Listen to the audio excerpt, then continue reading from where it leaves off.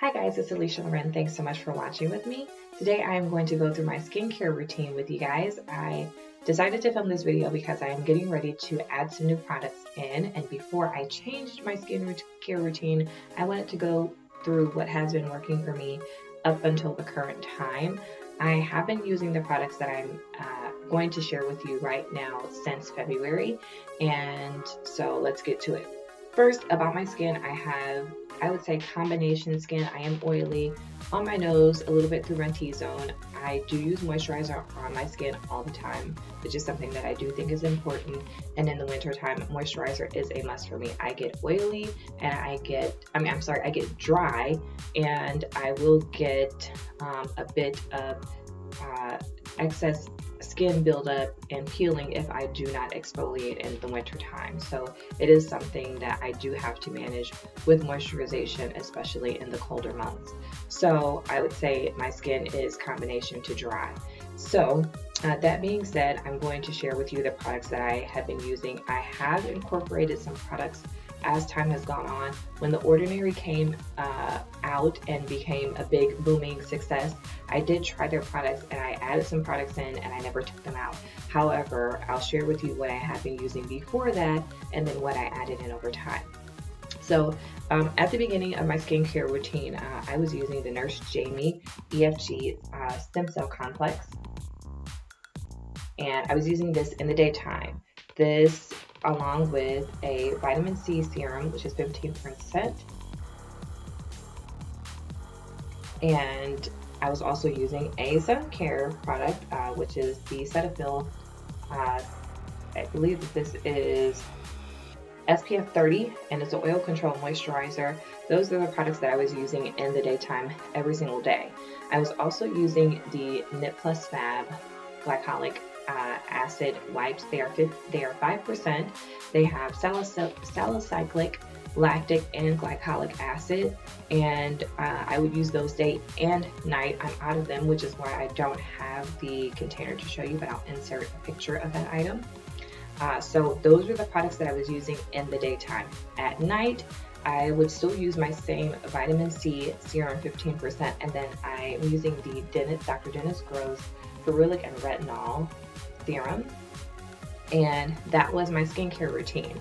So before that, I was basically washing my face and putting on sunscreen. So I was doing practically nothing to my skin. I was in the process of developing and researching and deciding what I wanted to use on my skin. So did I see a dramatic difference when I started to use the skincare products? No, I did not. I would not say that my skin became exceptionally better. What I did notice is that my skin was much smoother and softer, and that I would attribute to the acid products. They really help with cell turnover, they help with exfoliation, and so my skin was much softer and smoother to the touch. Visibly, I wouldn't say that I necessarily noticed a huge difference, but I could feel the difference in my skin, and I really enjoyed that. Something that I did was, once I had gone through and tried the Ordinary products and did that review for you guys, I started to experience some breakouts, and it was because I had started to use the 23% Vitamin C product from the Ordinary, and it was a little too intense for my skin, and so I kind of backed off of all of my skincare products because I wasn't sure what was causing it. I didn't know if it was the lactic acid from the Ordinary, if it was the vitamin C, if it was my regular vitamin C, and so I stopped using everything and just decided I'm going to give everything a break. After that, I noticed that I started to experience some enlarged pores, and I believe that that was because I had increased oil production, and with that oil sitting in your pore, it can give the pore an enlarged appearance. So I decided to I started to work my individual products back into my skincare routine, and I started to notice that there was some shrinkage in my pore size. So I decided to leave out the 23% vitamin C, which is something that I think is a little bit too intense for my skin. I don't know if I will be able to use a higher percentage vitamin C, maybe in a different format. This is one that was in a no water base, and I would just mix this one, which is the Ordinary 23%,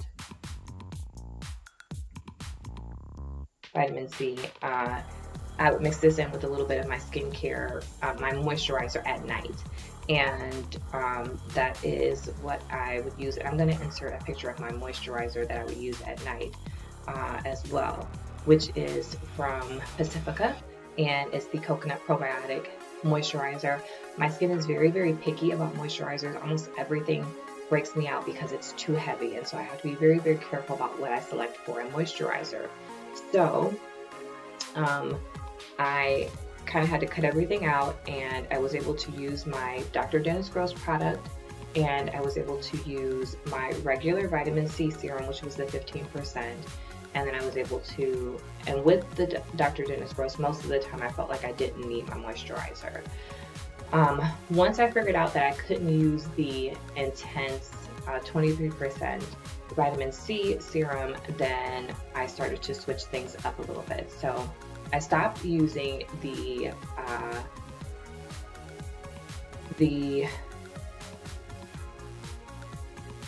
why is my brain going blank? I stopped using the Nip Plus Fab wipes, and I started using the ordinary glycolic acid, which I think is fabulous, and it's 7% glycolic acid. And I told you guys when I reviewed this, I was scared to use it because it has rose water in it, and it actually does not irritate my skin. I'm allergic to rose water or rose oil, and so I'm very hesitant when it's in products because I get cystic acne pimples from it. But I was just fine using this, and you can see that this is almost gone. I'm gonna have to get another one. So I started to use that as my daytime acid. I am going to get my hands on some P50 very, very soon, and I want to start using that as an acid in the daytime. I am also going to start using a retinol product. I'm actually going to use a retinoid, and so that's something else that I'm going to be changing in my routine. But the products that I worked in with what I was already using is the ordinary glycolic acid. I also started using the ordinary lactic acid 10%.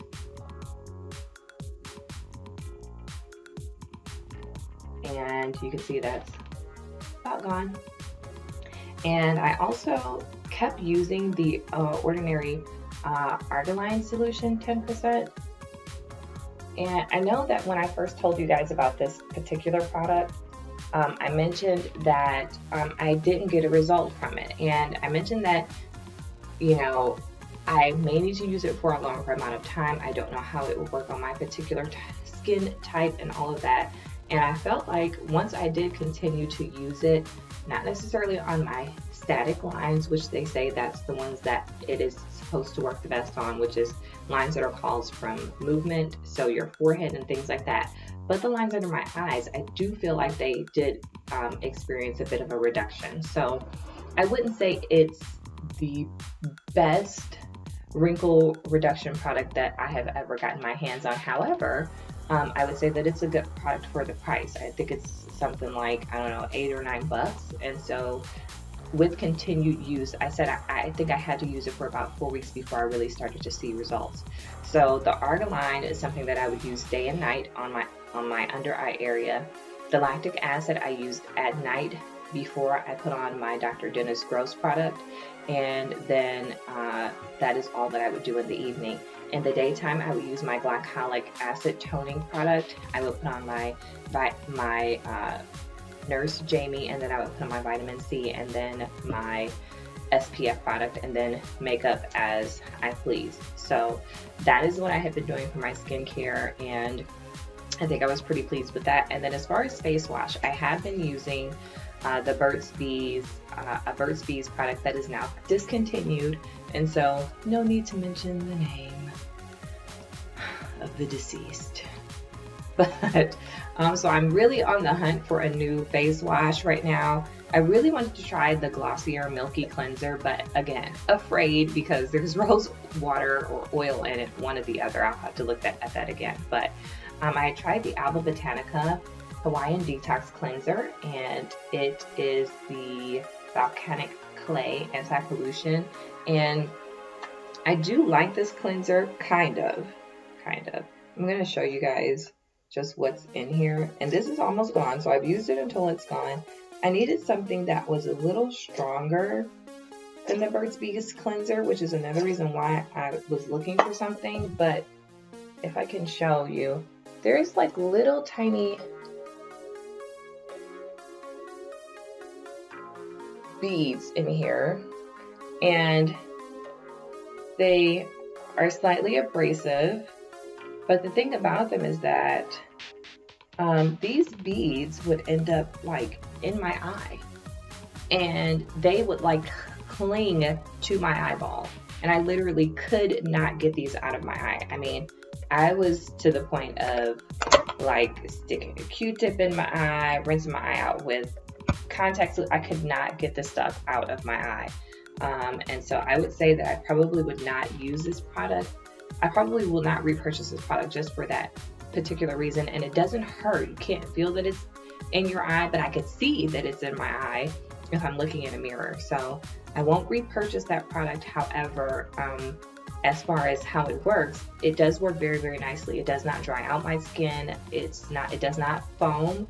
And I do really like the way that it works. So still on the hunt for the perfect face wash. I'll probably have to get at least probably 2 face washes. One that's a little bit more, I would say, intense, and then one that's a little gentler, more hydrating for the winter, and go back and forth between the two depending on what I've been doing during the day, if I've been wearing makeup or not.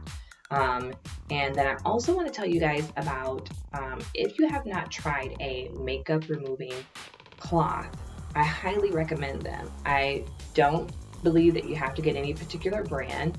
I use a brand that my employer retails, but they work very, very well at removing makeup from your face. And I find that I don't need to use anything like, you know, a makeup brush or anything like that. But it does help to remove all of my makeup from my face. And my white pillowcases have stayed white.